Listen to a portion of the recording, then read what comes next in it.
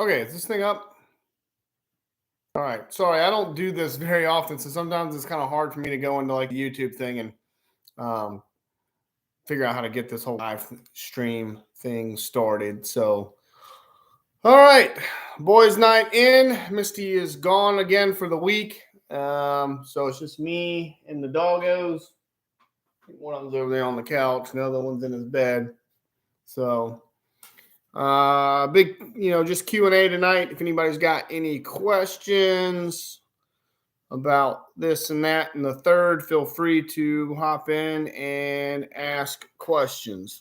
I'm an open book. Hello, Donna. Good day from Australia. Just here for a short visit. I know it's probably more of a boy. Hey, everybody's welcome, but it's me and the boys, me and the two, Oliver and Hank. So I'm just hanging out tonight. Not a lot going on. Cheers. Hello from Ohio. Hi, Athena. Hi, Charlie. Sorry, I didn't see you there at the beginning. Sorry. Hi, Robbie. Hope everyone's doing good tonight. I hope people got some questions for me. Maybe I can help somebody with something tonight. Anybody's got any questions? I don't care to know what you charge, but how you charge for jobs and how do you come up with the price? A lot of it is just knowing the production rates of the equipment. Like once you start doing it for a while, you can you get a good idea of like going out to a lot and, looking at it and saying, okay, it's going to take roughly like this amount of time. It's just knowing your equipment and what the production rates are, and just trying to figure out what piece of equipment is the best for each job. Is the Mini the best piece of equipment, or is the skid steer the best piece of equipment? Is the skid steer with the brush cutter? Is the skid steer with the mulcher, or is it the Mini with the mulcher? Like just kind of depending on what is the best tool for the job. And then just trying to figure out what that rate, because I pretty much do everything hourly for the most part, because that's like the fairest way for my customers, I think. So that's kind of how I do it, is just kind of knowing what the production rate is. And then sometimes I do day rates on really big jobs and the customers don't have all the money up front to do the whole thing. I'll do like a day rate and, like once a month or once every 2 months or something like that. Like the job I've been working on over there, like that backyard that was all overgrown with all that metal and stuff in there. I've been doing day rates for him for like 6 months, because he doesn't have the money for me to go over there and just do everything in like, a week or 10 days or how long it would take me to get that whole place cleaned up. So sometimes I'll just do a day rate and, we'll just keep kind of knocking things out as their budget allows. And it's just the hourly rate. And then depending on how far I have to drive, there might be some upcharge for drive time too. So it just kind of depends. So that's how's the mulching machine? The ASV's been great so far, James. Luckily no more, too many issues with it. It's been running pretty good so far. I love that pre-knoth head on it. Oh my gosh, that thing just is unbelievable. It's unbelievable. I've been really, really happy with the whole setup. Night and day difference with the deer. Night and day difference with the deer. Larry, hi. Athena, not doing great. I have a fracture angle. I'm wearing a boot. Oh my gosh, Athena, that's horrible to hear. I'm sorry. Digging Life 21. What's up, my man? Good to see you on here. Good to see you, man. I actually watched your video today with the Fecon. It was good to see the Fecon back. Glad you got a new motor in that thing and was outrunning that thing. Wanted to ask you how you like the 309 with the dedicated auxiliary on it. If it runs that mulcher pretty good and being able to track around and, can you do everything on that thing, as far as moving the boom and the arm and track around pretty good without the head stalling pretty good? I'd love to kind of hear your feedback on that thing. If the 309 it seems to be, out of all the mini excavators out there, it seems to be about the best machine out there kind of for that. What's up, Davin? How about it, Todd? What's up, Joey? They say the big guy rested on the 7th day. I respectfully just created you and you're totally rich. Thanks, Andy. Appreciate that. I don't know if that happened on a Sunday or not, but sorry for the questions, but I like to hear how the inner workings of the business is ran. I own a lawn treatment company in Georgia. Okay. No, you're good, man. I mean, that's what I'm here for. Ask away. Ask questions all you want. That's what I'm here for. That's why I schedule these Q&As so people – sometimes it's hard for me to get to all the comments in the comment section now because I get like a bazillion of them every day. So, this is a good time for me to get on here and I can just – it's a lot easier for me to just talk about this stuff than to type it all out, so to speak. So if you got questions, that's what this is here for. Or if you just want to say, hey, what's up, feel free to say, hey, what's up. But if you have like Mulcher specific questions or business questions or anything with what I do, if you think I can help, you got a question, just feel free to ask. How long does it take to do an acre of land, Robbie? That really depends on what's on it.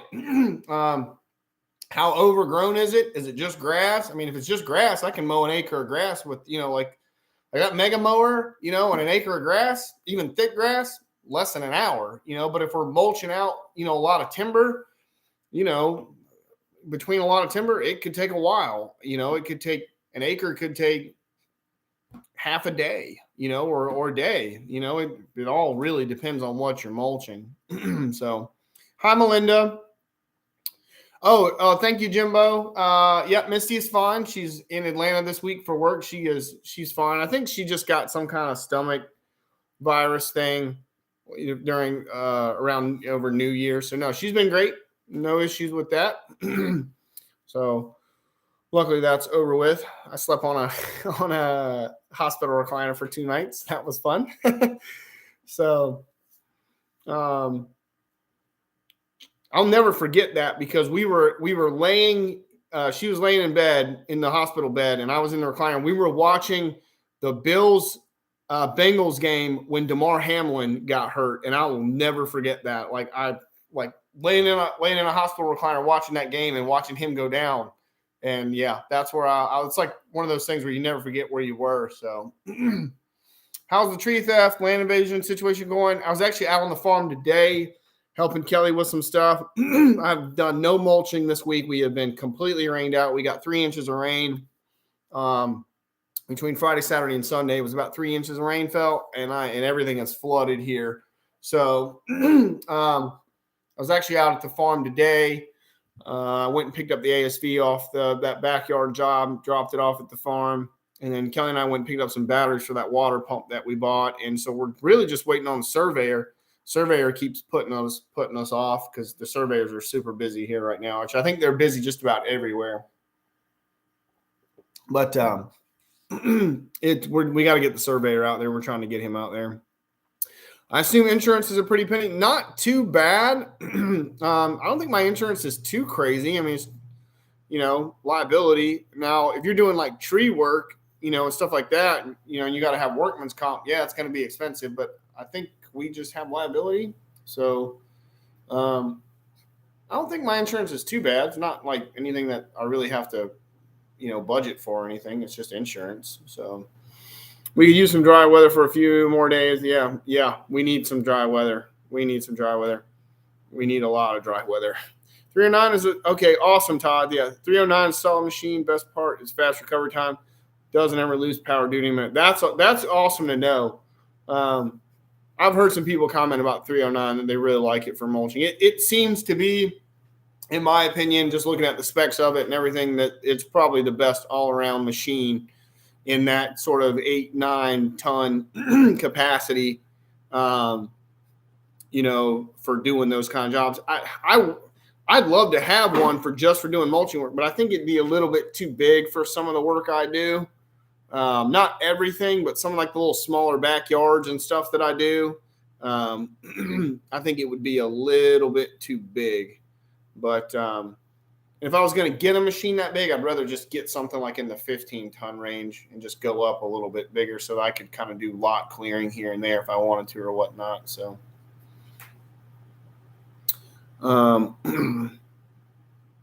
yeah, hospital recliner, the things we do. Yeah. Yep.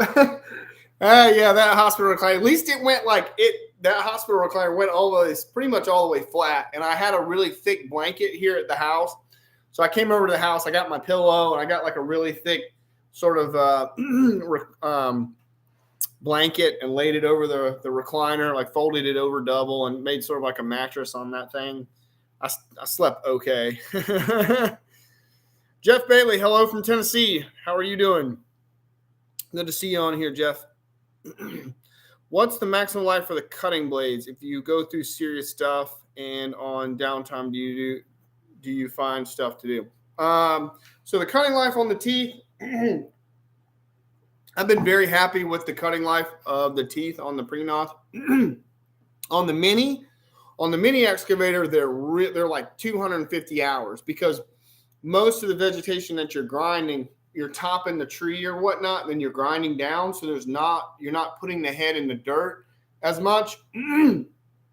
On the skid steer, I follow kind of the way John over at Upstate Brush Control does it. He kind of tries to keep everything, mulch it at ground level. He don't ever see him like, him or his guys, in those videos, raise the boom way up and top a tree with the skid steer and then grind it in place. That's just not how they do it. I typically don't do that. Sometimes I'll raise the boom up maybe a little bit, 3 or 4 feet. I've done a couple where I've raised it all the way up just to kind of make a cool, video part out of it. But I don't do that on a lot of trees. I'll maybe raise it up 3 feet just to kind of push the top over a little bit. And then I can grinding that main part, like if it's a bigger pine or something like that, if I can grind, the 3 feet, and down and keep that there, it makes it a little bit easier. But I'm guessing the life of the teeth on the ASV are probably going to be around 100-ish hours. I don't know exactly. I haven't got through the first set quite yet, but they last a really long time on the mini. If you're running those teeth on a mini, and you're doing a lot of like standing trees, like standing small pines or gums or stuff like that, and you're topping them and then grinding them in place and then just grinding the little tops on the ground, your teeth are going to last you a long time. But on the skid steer, it's hard to keep that head out of the dirt. Because what happens is the skid steer has such a short track base, so no area you're ever mulching is completely flat. So as you're going across the ground, especially if you're back dragging, you're doing this. And so every time you go, the back end comes up, you hit a bump, the mulching head's going into the ground and just eating into the dirt. And it's just kind of hard to keep that head level as you back drag. And so it's just always kind of eating dirt, when you're doing finish work. So it stays in the ground a lot and eats those teeth up pretty quick. So hope that answered that question for you, railroad enthusiast. Oh, and what do downtime? I'm always, if I'm cleaning the machines or greasing them or, running errands, looking at jobs. Oh, this week I've done nothing but deliveries. I haven't done any mulching work, but I did 7 landscaping deliveries on Monday. So I had 7 deliveries of crush and run with the dump truck on Monday. I've got 2 crush and run deliveries tomorrow and 3 topsoil deliveries. And I got 2 more topsoil deliveries on Friday. So if I'm not mulching, a lot of times I'm in the dump truck. Hold on, Oliver. Oh, you guys want to say hi? Want to say hi? Say hi. Hi. Oh, what's up? Start digging. East Tennessee's in the house. I'm tuning in from Washington State. Hi, Athena. I'd love to go up to a 15-ton for heavy work. Yeah, me too. I would love to do that. What's up, Lou? Want to say hi? Oh, no, you want. Give me licks in the face. Ow. Oh, what are you doing? What are you doing? Huh? You trying to bite me? You trying to bite me? You better not bite me. All right, go play. Get that energy out. What's the next piece of equipment you'd like to add, Joe? I'm working on getting a stump grinder. I talked to Casey over at CCE this past week about hopefully trying to get a stump grinder. I would love to do that. And then maybe next thing on the list would be kind of like in the 15-ton range excavator, but that's probably a year or two down the road. But I'm hopeful to get a stump grinder this year. I'm very much in the market for a Barretto 37 horsepower stump grinder. So I'm hopeful. That's where I'm heading, I hope. How often do I have to sharpen the teeth and blades on your attached to your machines, Athena? That's a good question. It depends on what I'm grinding. When I was over there at that backyard job and down at the farm job, I wasn't sharpening those teeth at all because I was basically just grinding up a bunch of rotten slash for the most part and rotten stumps. I didn't sharpen those teeth for like 30 or 40 hours probably. And even being blunt, they were still just ripping and cutting through everything. I actually did some work on starting to sharpen them today before all my batteries went dead. But typically, like on the Mini that's running less power, I'll typically keep those teeth very sharp. I'll typically sharpen them about every 6 to 8 hours. But on the skid steer, that thing's just got so much power. I can, those teeth could be dull as hell. Just blunt dull, and they're still going to grind way better than any carbide tooth ever would. So even with dull teeth on the skid steer, they will grind like you would not believe. So, a lot of guys talk about keeping their teeth like razor sharp. I really don't think on this, if you're running a 120, like that, the thing just has so much hydraulic power.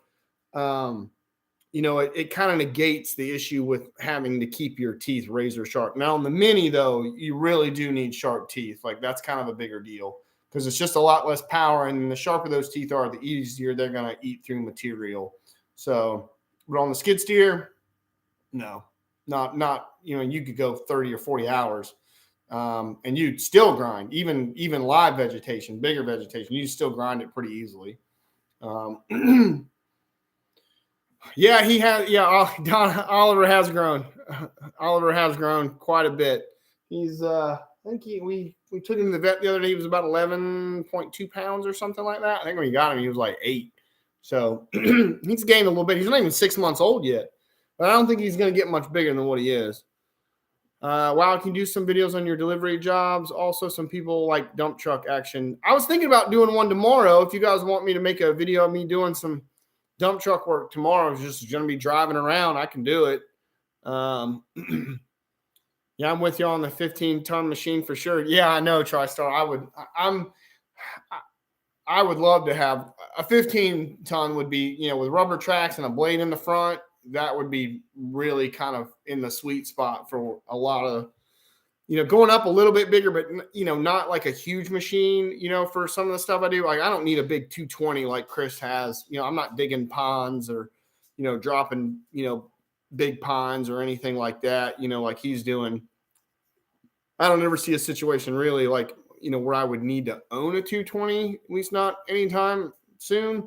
But like a 15-ton with a mulcher head on it would be pretty freaking sweet. You could do a lot of work with that. So kind of between a John Deere 135G, the Hyundai 145, and then the Cat like 315, because I want a zero tail or a reduced tail machine. I don't want a conventional tail that's got a fat butt swinging out, over the tracks. I want a smaller tail swing like that John Deere 135. Like when I got to run it, when I went to go meet John, the controls were backward. They weren't set up how I like to run it, but man, that was a really nice, fast, smooth machine. I was really impressed with that 135.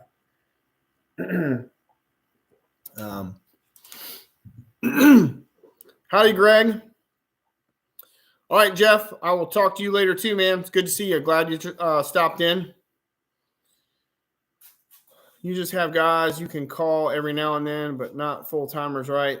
Yes, I've got some guys I can call. Landscaper Greg, we, him and I help each other out a lot. Just, sometimes I need a dump trailer. Sometimes he needs a mini excavator, or I just need help on a job. He'll give me a guy or whatnot, or I'll go help him. He actually asked me to help him tomorrow, but I'd already been booked out on deliveries since like Monday. So I wasn't able to help him, but he needed me to go run his his skid steer for the day because they're going to lay like 30 pallets of sod tomorrow or something like that. And I really wished I could have helped him, but I was already booked out. But yeah, I've got some other guys that I can call to if I need some hands for the day, which is really nice. I don't have to, I've got help if I need it, but I don't have to worry about keeping people on staff, full time and making payroll because I don't have enough work for that, on a day in, day out basis to hire anybody. So the only thing I could really use outside of that is I wish I had somebody that I could just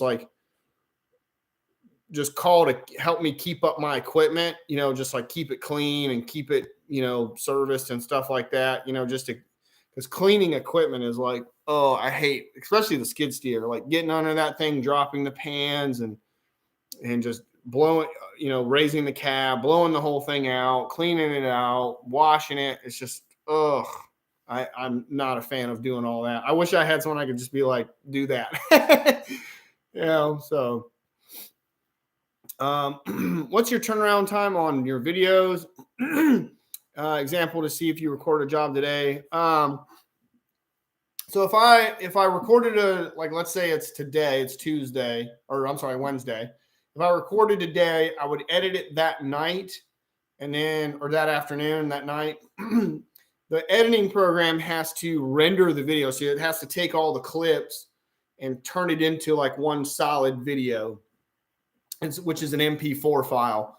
That takes, depending on the size of the video and how much footage is in there, typically on average takes about 5 hours. And the reason why is because I film everything in 1080 on the GoPro, but the editing program exports everything. It renders the video in 4K, which is a much bigger file. So it takes the editing program on my little laptop here that doesn't have much processing power, like about 5 hours or so to make a 30 or 40 minute video in 4K. So it'll process all night, and then I'll typically upload it, on Thursday night, and you'll get it Friday morning typically. So that's about how long it takes. So what do you want, little guy? Always bugging me over here. What do you want? What do you want? So that's about how long it takes. The editing process usually takes me to do the video about 1 to 2 hours, depending on how much time lapse is in it. That part will take me about 1 to 2 hours. And then there's a render time of about 3 to 6 hours. And then an upload time of about typically 3 to 4 hours with my internet. I am looking at getting a 19,000 pound machine, do mulching and then grading and general upgrade for my 50 Hitachi. Okay. That's awesome, man. 19,000 pound. If you're looking to get like a 19,000 pound machine, I would talk to Digging Life 21. That Cat 309 seems to be the way to go when it comes to running a mulcher because it has a dedicated auxiliary pump just to run like a mulcher or a brush cutting head or something like that. So you can actually track the machine around or move the boom and the arm and all that stuff, and it won't slow the mulcher head down. So I think Cat is the only manufacturer out there with that size machine with a dedicated auxiliary in it. I don't think any of the other manufacturers have that. So it allows you so much more productivity, efficiency, and then also the flexibility, to be able to track and mow at the same time is a huge thing. That's a pretty, huge thing. I can't do that in my Kubota. I cannot track forward and mow or mulch at the same time for the most part. It just, the tracks take priority. So if you're mulching or mowing, as soon as you press the controls to track forward, it kills the mulcher head. Any hydraulic power to the mulcher head basically kills it for the most part. Stop it. Stop. No. Sorry, Oliver is driving me crazy up underneath here. Got to run. All right, man. It's good to see you, Todd. Thank you for stopping in. I appreciate it, man. I'll catch up with you later. Yeah, let's jump on a live together. Yeah, that'd be fun, man. Message me on Instagram. Message me up, man. Or you got my number. Just text me. That'd be fun.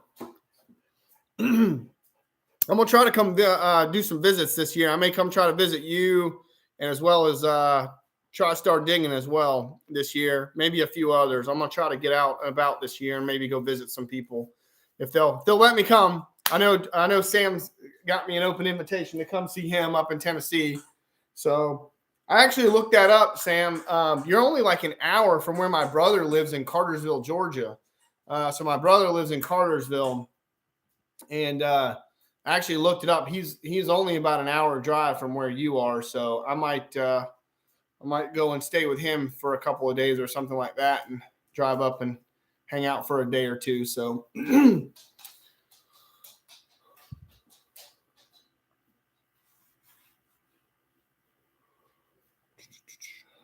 Let's see. What's the average rate for excavator mulching? It depends on what size machine you're running, and what your market is, what your fuel, like what are you getting fuel at in your area? Like South Carolina has some of the cheapest diesel fuel around. You buying diesel fuel in South Carolina, or are you buying diesel fuel in California? Big difference. So, hey, Big Al, I'm good. Good to see you. Hope you're well. What's the highest RPM blade speed, hydraulic speed you have ran the skid steer at in thick cutting environments? The highest RPM blade speed, hydraulic speed.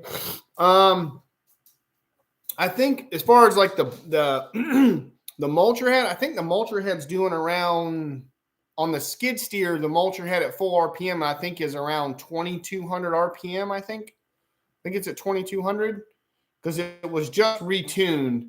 And I think they tuned it at 2,200 RPM. And that's about what it's supposed to do max, is about 2,200 RPM on the pre-NOS. And then on the Mini, it's doing 2,000. It's dead on 2,000 RPM at max or at full go. So, oh, okay, cool. Awesome, Sam. Yeah, I've never run a dozer. I have never run a dozer in my life. So, anybody that puts me on the first person that ever put me on a dozer, I'm not going to be very good at it, and you might not ever get me off of it because I talked to John about running dozers. He's like, because I was like, man, I love running excavators. That's my thing. Like I really love doing work in the Mini. The skid steer is great. It's really productive, but I don't particularly care to sit in that skid steer for 8 hours in a day. It's not particularly the funnest thing to do, but I can sit in an excavator all day and all night. Wouldn't bother me a bit. And, John, I was talking to John with Upstate about it. He's like, man, if you like running excavators, you're going to love a dozer. So, yeah, I'm really excited to run a dozer whenever I get a chance to do it.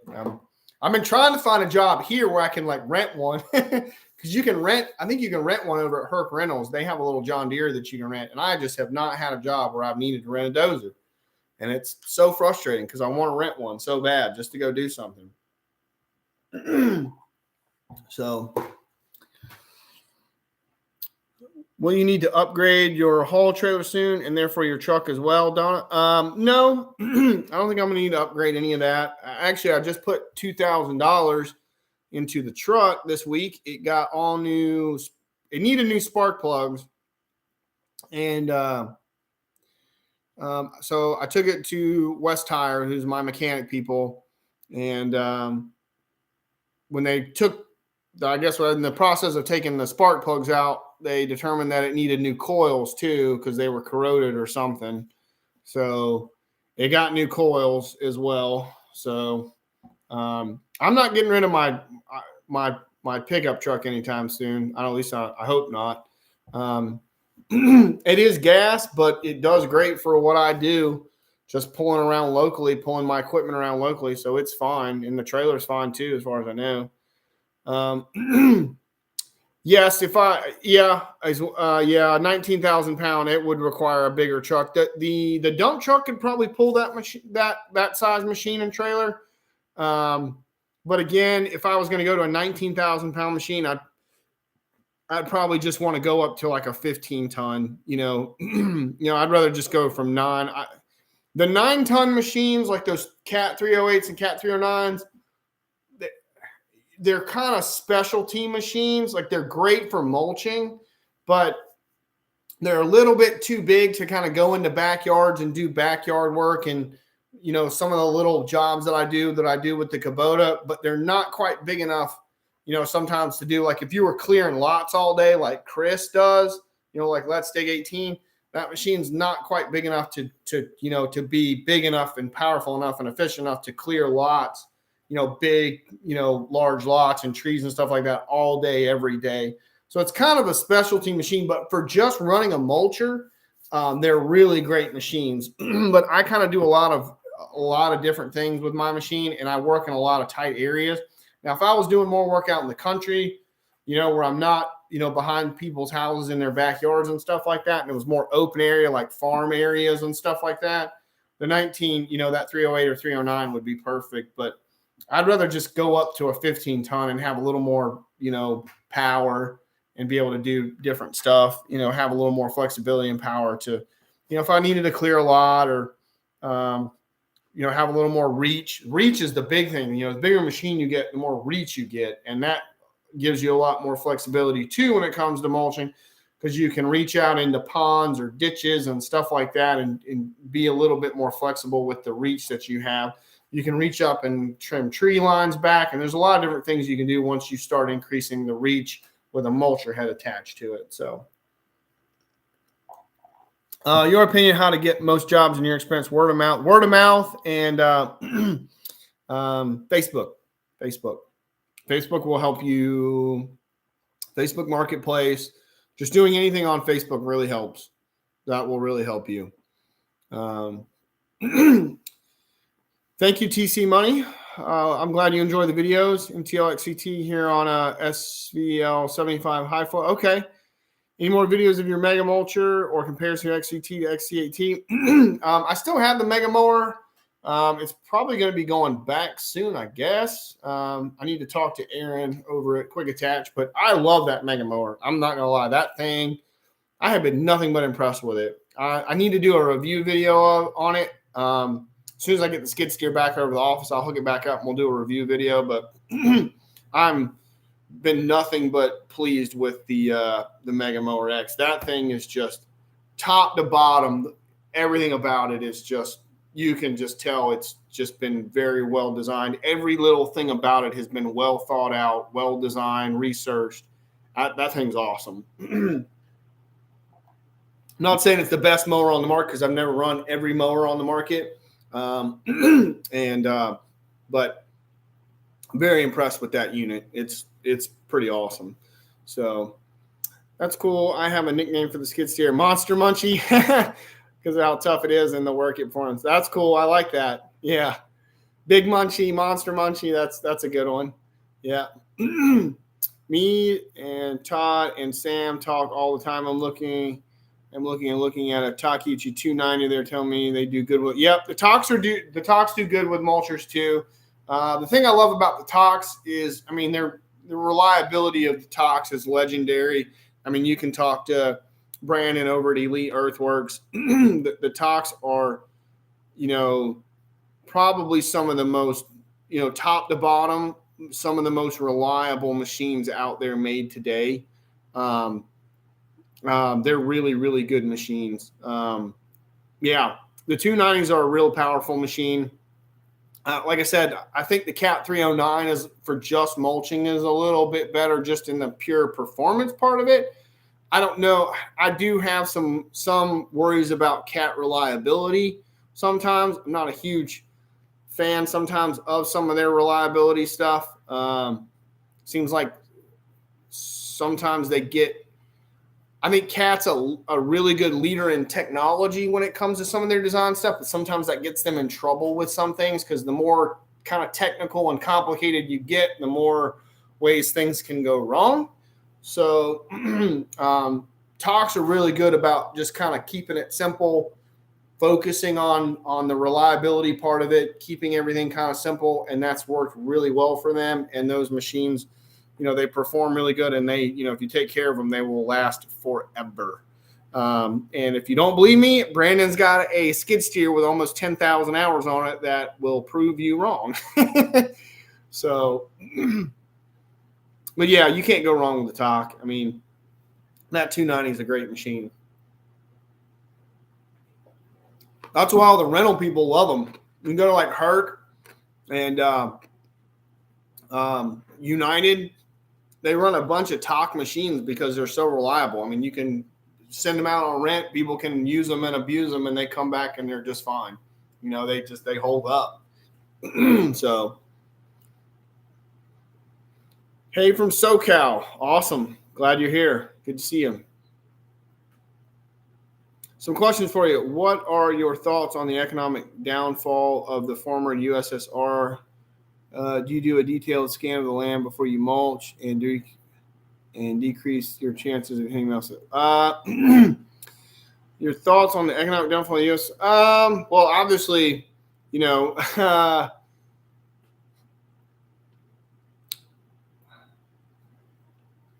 I would say, has it really, you know, where we're at now with the, you know, Russia, aka the former Soviet Union, is it really a whole lot different than where it was back during the Soviet Union days with Putin?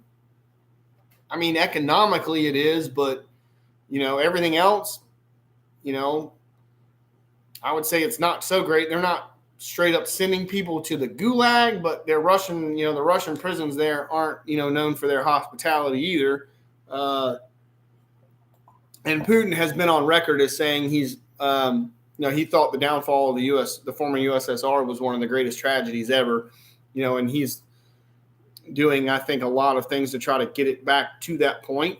Not so far as economically as is more the way they kind of operate societally, I guess you could say, if that's a word. But right now, what you're going to start seeing with the stuff in Ukraine and Russia is you're going to start seeing some serious issues with fertilizer, most likely. There's a really good talk on YouTube by a guy named, what is his name? He was on Joe Rogan. Let me look it up. What was his name? It was really, really good. He was talking about a bunch of different stuff with Russia and Ukraine and some of that stuff. He was a macroeconomist, really smart guy. And I listened to that podcast, and I listened to another talk that he had about 4 months ago. And what was his name? I got it right. Peter Zion. Yeah. If you haven't listened to that, Peter Zion is a fascinating listen to on either Joe Rogan's podcast or on YouTube. He had a talk with a forum in Texas about 4 months ago. It's about an hour long. It is fascinating. Really goes into a lot of depth about some of the things we're going to be seeing coming down the line with some energy, energy and fertilizer with some of the stuff that's going on with the disruptions between Russia and Ukraine right now. So that's going to be really interesting to see if all that plays out. If that's all correct. Not like conspiracy theory or anything like that. I mean, it's all backed up by the data, and he presents it pretty well. He's a really, really smart guy. I was pretty impressed with him.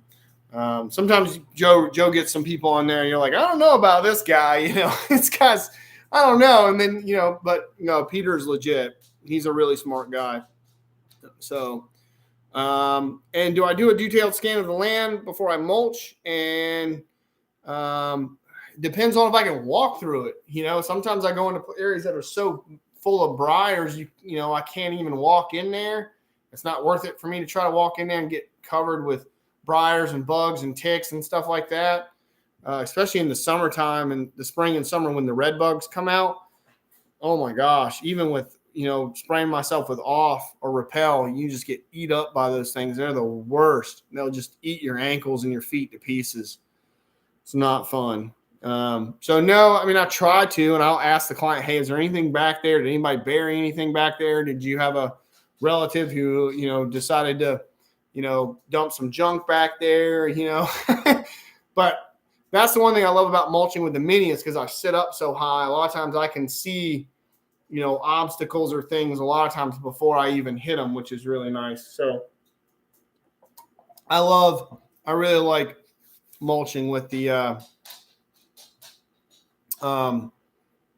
I really like mulching with the mini for that particular reason, because you're sitting up so much higher. The visibility is so much better than you can't see anything in the skid steer. Like you can see, like you really can't see nothing but like the mulcher and basically like tunnel vision of what's in front of you, and that's about it. And even that big bar, that comes up, the push bar in front of you, kind of blocks a lot of your vision too. So, yeah. So glad I can answer your question, Andy. So I don't listen to much music. I listen to podcasts most days. It's either sports or Joe Rogan. I listen to Colin Cowherd a lot. I really like Colin Cowherd, especially during football season. Now that football season's over, he's going to start talking a lot more NBA, and so I'll probably start going back to listen to some other different podcasts. Maybe Joe Rogan has somebody interesting on, I'll listen to that or something like that. But I listen to a lot of podcasts, either when I'm driving or sometimes when I'm in the machines or whatnot. So I like to learn. I really like to learn and hear people talk about interesting stuff and just try to learn different things. So that's always been fun. I noticed that you do big lambs with the skid steer and little Munchie. What is the fuel capacity of both when units are fully fueled? The Kubota is 18 gallons. The U55 is 18 gallons, I believe, is what the fuel capacity is. And that machine is really good on fuel. I can run all day, 8 hours, wide open on a full tank of fuel on the Kubota, running the mulcher, and I'll still have probably a quarter of a tank left at the end of the day. So it burns. I don't even think it probably burns right at 2 gallons an hour, if that. On the Kubota, that thing has really, really good fuel consumption. The skid steer, I think that 120 has a 38 or 35 or 38 gallon tank. I was about a quarter of a tank today with it when I picked it up off the job. It had about a quarter to a third of a tank, and it took 20 gallons to fill it, 20 or 21 gallons or so, somewhere like that. It took 20 or 21, 22 gallons to fill it up, something like that. So that one you do have to put fuel in. If you're mulching all day with it, you're going to get about 4 or 5 hours out of it, and then you're going to have to probably start see about putting fuel in it. That was the one thing with the new 135s, the one that John just sold, was they increased the fuel capacity up to like 50 some gallons. So that thing, the new 135 would run all day on a tank of fuel, and you wouldn't have to worry about refueling it, which was really nice. So hope that answers your questions on that. Oh, I'm glad you love the videos. Thank you. I always love hearing that. I'm just glad I make content that people enjoy watching, and I hope it helps somebody else out there get their business started, or they learn something from it. Maybe they're mulching and they didn't know something, and I was able to teach them something, because I watch anytime anything comes up on my feed that's a video about mulching that that I haven't seen. I'm typically watching it maybe because I want to learn something new. So I hope this has helped other people learn something new from either my successes or my failures. I've had plenty of both.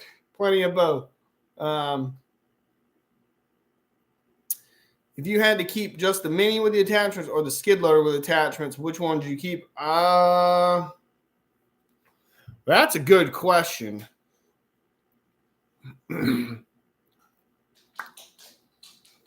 I'd probably be more in mind to keep the mini, because here's the thing with the mini.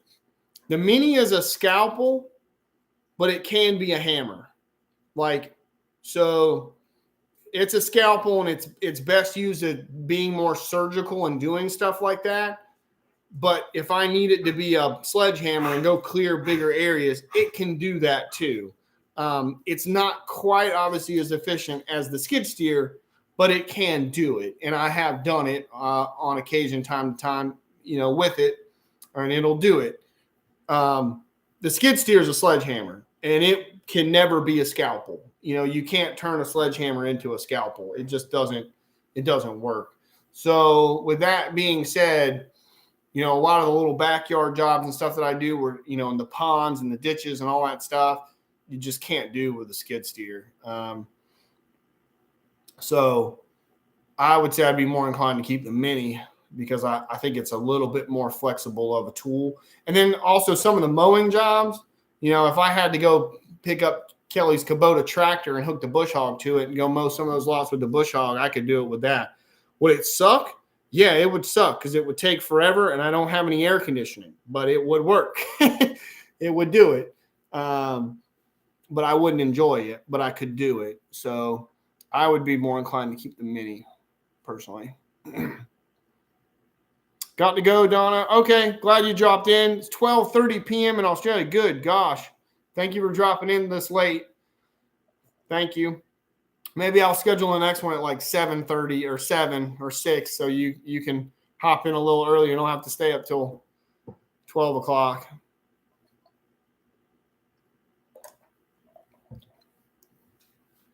Jimbo, reality TV, watching and learning from you. Thanks for sharing big time. Well, I appreciate it. I'm glad you guys are learning some stuff.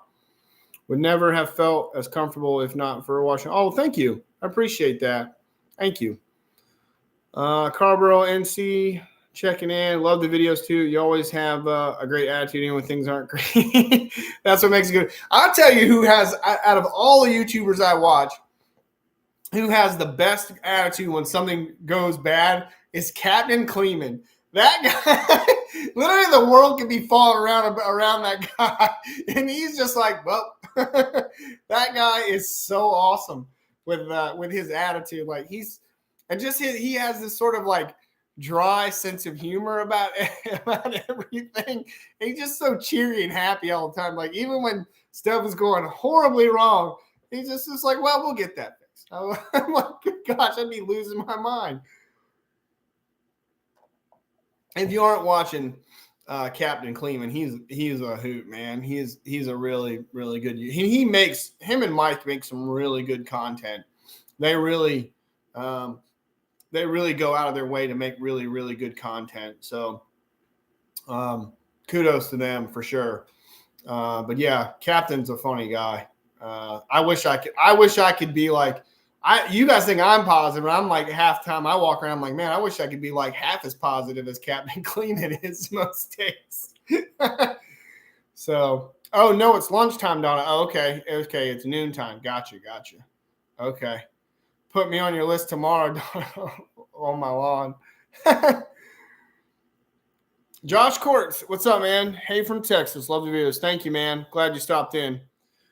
Thanks for doing a live. I'll look forward to more in the future. I appreciate it. Thank you. Glad you guys stopped in and hung out with me for the evening. Just hanging out here with the dogs. And me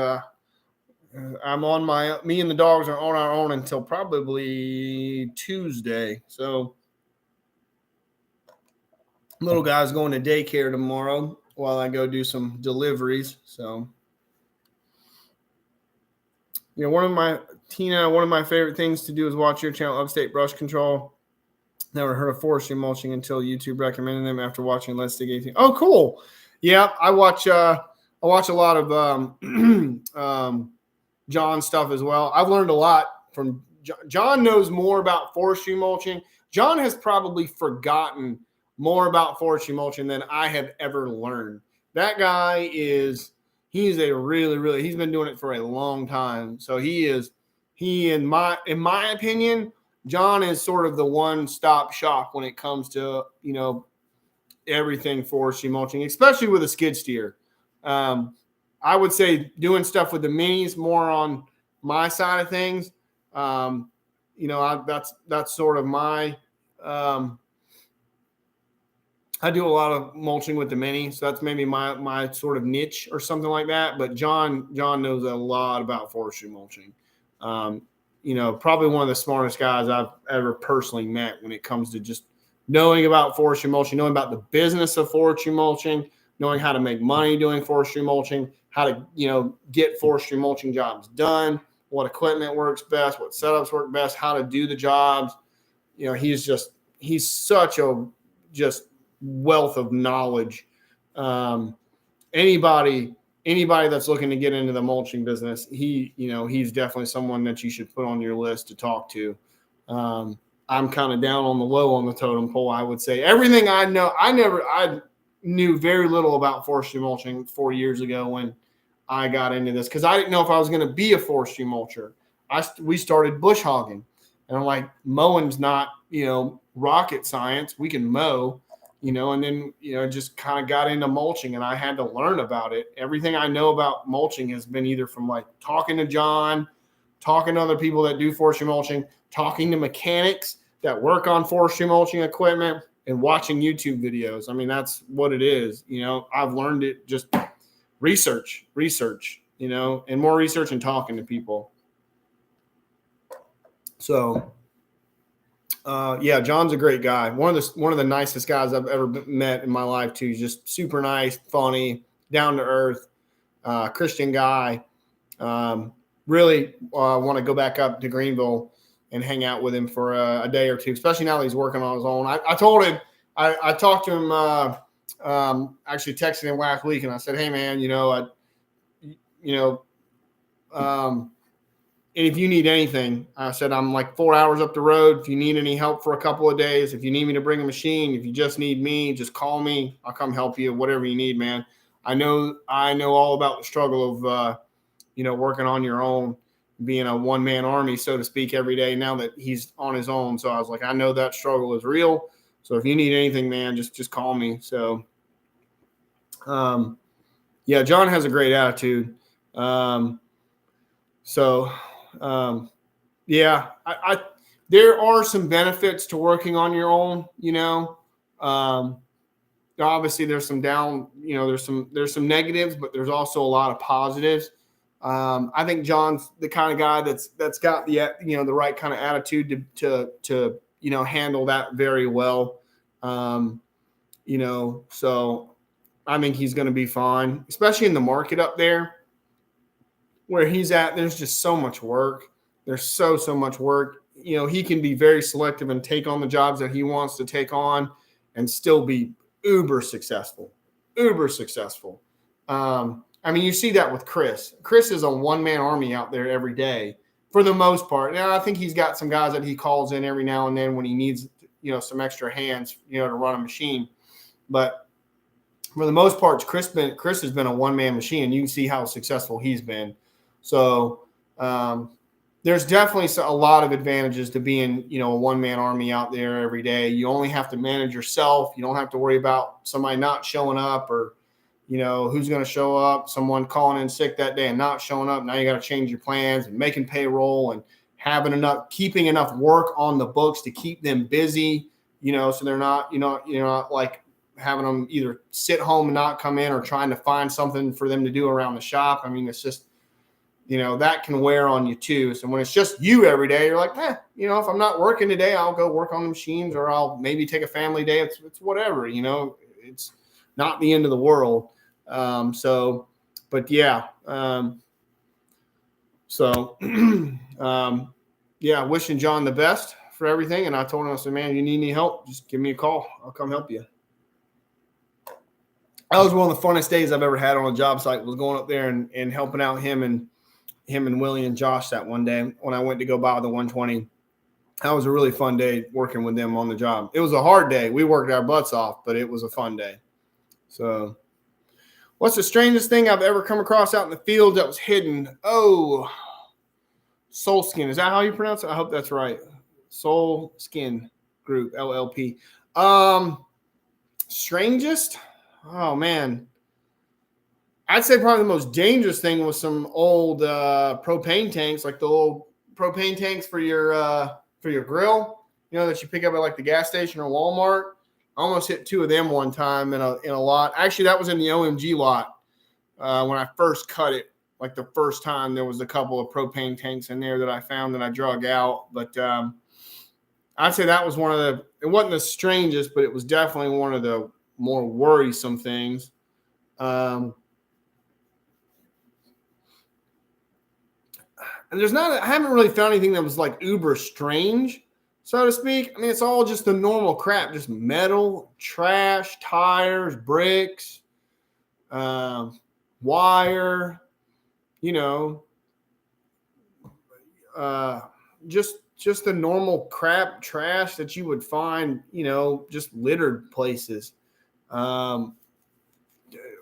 Especially in some of the homeless lots, clothes, shoes, bedding, cardboard, odds and ends that they like to pick up. Beer cans, good God, more beer cans than you can shake a stick at.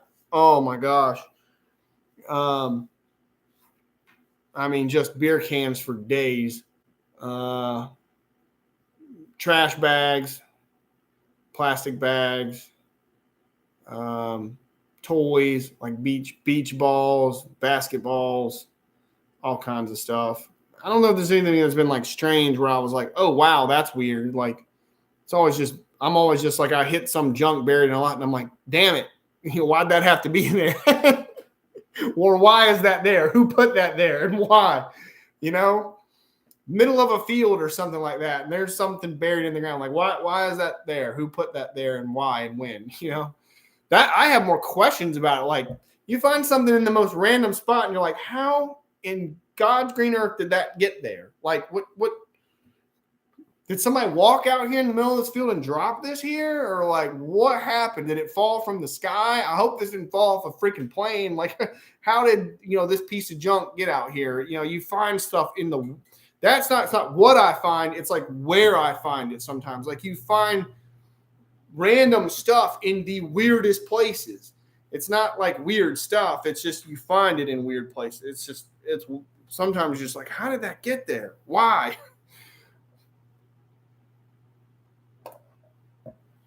Hi, do you ever get tired and like the way you handle this? Oh yeah, I get tired. Yeah, Ella, I get tired every day. Every day.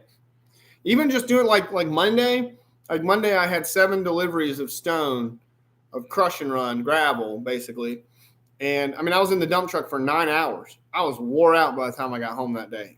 I mean, just wore out, you know, and just from sitting in the dump truck driving around all day. I mean, it wore me out. So yeah, I come home tired every day, especially when you're you know, like me, being a one-man army every day.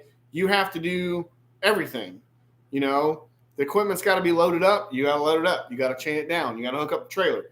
You got to clean the equipment. You have to do everything. There's nobody to say, hey, go load up the equipment while I, you know, clean off this driveway or something like that, you know, or go talk to the client or go pick up this trash, you know, whatever. It's like, you have to do everything.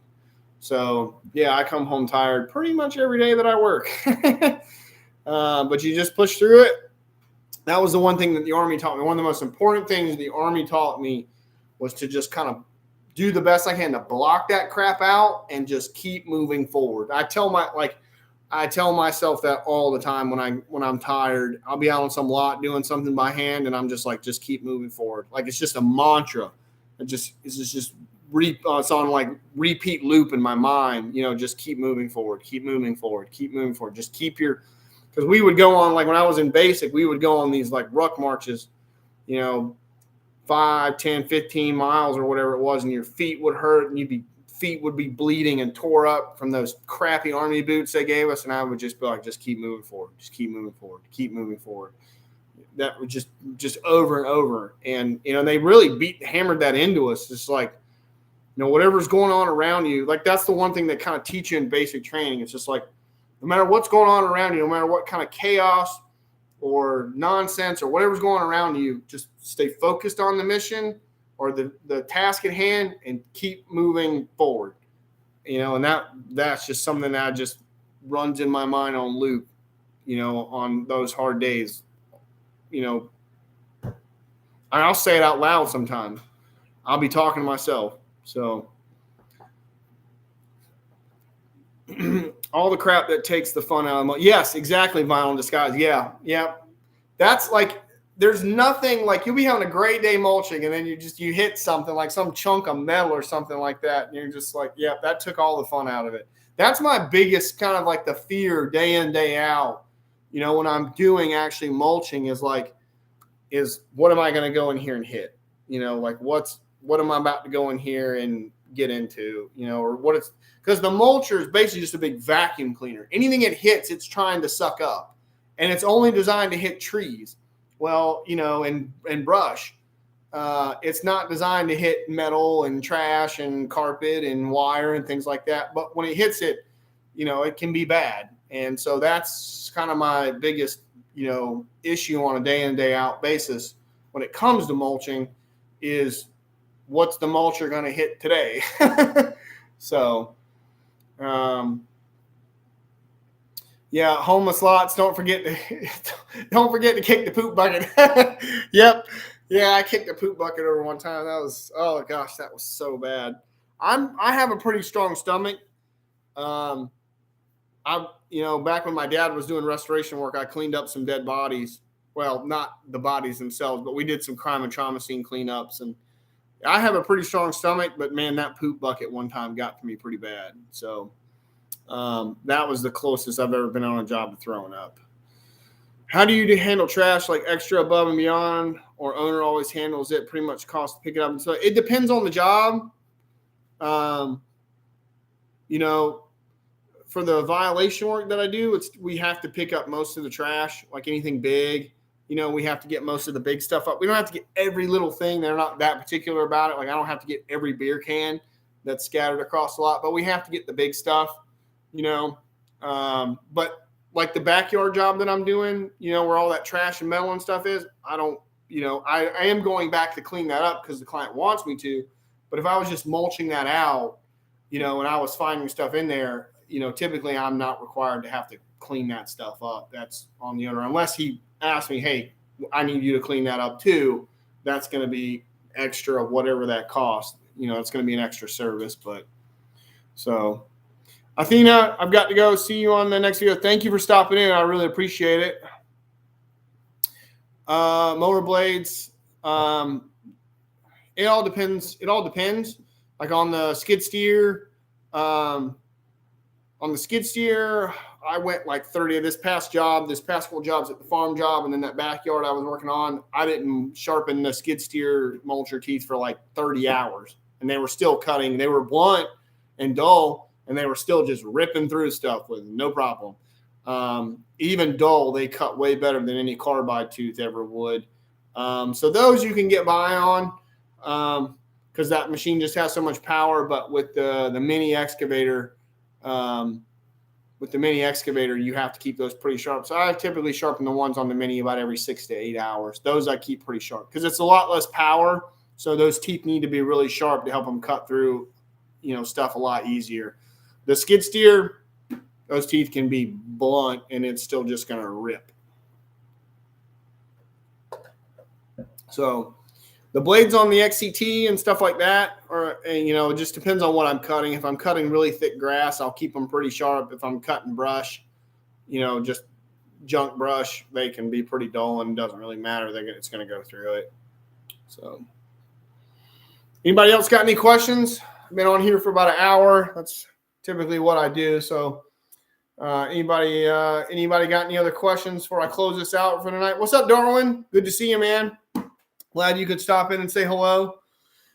I never realized how much hydraulic pressure those machines have until you blew a hose over the last couple of years. Yeah, there's a lot of pressure in those hoses, a lot of pressure. That's the one big thing in the difference in the mulcher from the deer to the ASV is the pressure. People talk about flow, like when you look at things like, oh, I'm running 35 gallons a minute, or I'm running 40 gallons a minute. The flow is what gives the mulcher head its speed, and a lot of the ones on like the skid steers with you have what's called a bent axis variable piston motor. You can adjust stuff in there. You can tune those motors to get the speed that you want, depending on how much, based on how much flow you have, you can tune the motor. But the pressure that the pump is putting out is what gives you that torque. And that's where the big difference has been between the ASV and the deer. The deer had 35 gallons a minute going to the head. It could spin the head. It could get speed. That flow going through the motor is what turns the gears inside the motor and gives the rotor on the mulcher the speed that you have. But the pressure between the deer and the ASV is a whole different ballgame. That ASV is running over 4,000 PSI, and all that pressure pushing in that motor is what gives that head its torque to just keep grinding through stuff, even when you get into bigger material. The deer, like it would, in light brush, it was fine, but you hit a bigger log or tree and it bogged down like that. I mean, it would take nothing to stall that head sometimes. Now it recovered pretty quick, but it just didn't have torque because it wasn't putting out the pressure. So pressure, when it comes to mulching, plays a huge part in how much torque and recovery that your head has. So a lot of people talk about flow, and flow is good and you need flow, but torque is all about pressure. So I got to kind of look at those specs as well when you're looking at machines. How much pressure are you putting out through the auxiliary as well?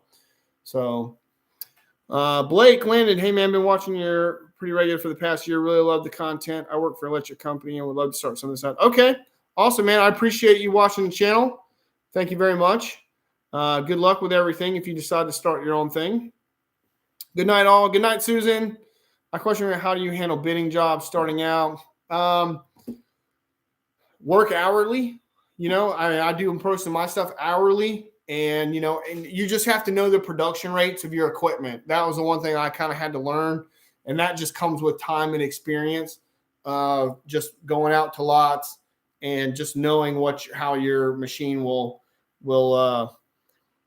perform in, you know, in different types of environments, what the vegetation is and stuff like that. I do most of my jobs hourly. So what you could start doing, you know, bidding jobs. Sometimes I just do day rates, you know, for people on bigger jobs that don't have, like I said, all the money to do everything up front on a bigger job. So I'll just like, hey, I'll come out here for a day. Here's how much it costs for me to run this machine for a whole day. I will come out here and I will run this thing wide open for 8-9 hours straight. We will do as much as we can and see how much we get done. And then, you know, at that point, we'll have a good idea of how much left we've got to do, you know, and a lot of people are cool with that. So I do day rates and I'll do like, you know, a day, you know, one day a month until the job gets done or something like that. And it helps people work in their budgets instead of having to pay out a huge chunk of money. They have a big project, like a big backyard that needs to be cleared. They don't have to come up with all of that up front. So, and it helps me because that's steady work for a whole month, you know, or several months, you know, as I'm going along. So that helps me as well. So that's just something you're going to have to kind of, once you get into the business, you know, when it comes to bidding, figure out what your hourly rate needs to be, and then start figuring out kind of what your production rates are with whatever setup you go with. So thanks for the content. Thank you, Jimbo. Appreciate it, man. I've told you before, but thank you, Josh. I appreciate the support. Your dad was a Vietnam veteran, passed away. I'm sorry to hear that, man, but thank you for his service, and thank you. Hello, Mike. Appreciate the feedback. Thank you, man. Stay safe. Yeah, Blake, if you got any other questions, next time I do a live stream, hop in. Or if you got any other questions, hit me up on Instagram. People message me all the time, questions on Instagram, so feel free. So feel free to hit me up if you got questions. Appreciate the feedback. You have an excellent show. Thank you, Solskin. Thanks, Sam. Appreciate you, TriStar. I'm gonna try to come visit you in the next couple months, man. Before it gets too hot, I really want to come, so I'm gonna hit you up here soon. Maybe come for like 2 days or something like that. I'll stay with my brother and hang out with him and drive up and just I'll get with you about that. Maybe I'll try to find you on a week where you've got a pretty decent job. You got some work to do, and maybe you can need an extra operator, and I can help you get some work done. So, Vinyl Disguise, thank you, man. Appreciate you dropping in. Josh, have a good evening. Thanks, everybody. I really appreciate it. I'll do another stream here in probably another month or so. I try to do these once every month or two, and you know, if anybody's got any questions, feel free to hop in. You know, send me what you got. I appreciate everybody showing up. Y'all be safe. Y'all be good. Enjoy your day or your night, wherever you're at. It's nighttime where I am. So I will check you guys on the next one. And God bless everybody. Thank you very much. Have a good night. Bye, everybody.